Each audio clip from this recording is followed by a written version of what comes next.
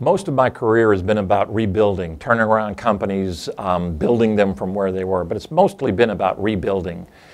And I thought a lot about it lately because in an organization that I'm working with right now, we're doing some revamping. I call it rebuilding. But why do you need to rebuild something? It's usually because it's been torn down, something happened. And what is it that we're supposed to be rebuilding? Well, I really think we should be rebuilding countries. Entire countries need rebuilding. Regardless of the time that you listen to this, there is some country in turmoil. There'll be some area of the world that's in trouble. But countries need rebuilding, but so do families. Companies need rebuilding. They constantly need renewal and rebuilding, and lives need rebuilding. So let's look at the whole rebuilding process and say, how does God do it? There's a scripture, it's actually 3 chapters in the book of Nehemiah when they were rebuilding the walls around Jerusalem. There's a whole, it would take 3 of these in order to be able to just do any justice to the rebuilding of the wall. I want to focus on one point. And that point is that when the priests rebuilt the walls, it said that the priests rebuilt the walls in front of their own house. And think about that.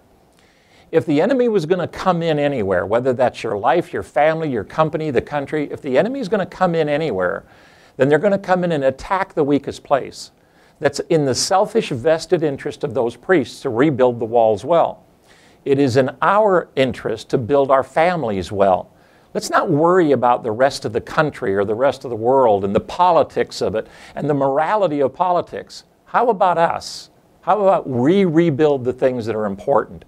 Because it's kind of one thing to talk about who's president and what he does or doesn't do when we can't, as Christians, keep our families together. Men can't lead their families. We financially don't lead or support our families. Isn't it time that we rebuilt our own lives and we rebuilt the walls in front of us? Isn't it time that we rebuilt our families and we rebuilt our companies?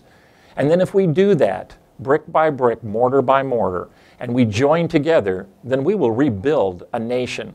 We could rebuild cities that way. But if we think that the rebuilding is what someone else will do or what some politician is going to do for us, we will miss God's best. It is about building, strengthening, rebuilding, strengthening the wall in front of our own house. Our houses are our families. Our houses are our companies. And God is giving us an opportunity, and I think through His Word, He's giving us a very clear picture that we must do it ourselves first, then we must join with our brothers, because the next place, the next weakest place, will be where the enemy comes in. And you sure wouldn't like that to be your neighbor's house, would you? So maybe we ought to be a little less selfish about what we think other people should do and point the finger. And maybe we ought to get about the task of helping them rebuild their cities, rebuild their companies, rebuild their families. That's what rebuilding God's way is all about. This has been a V-Couragement from Kingdom Companies. Have a wonderful day.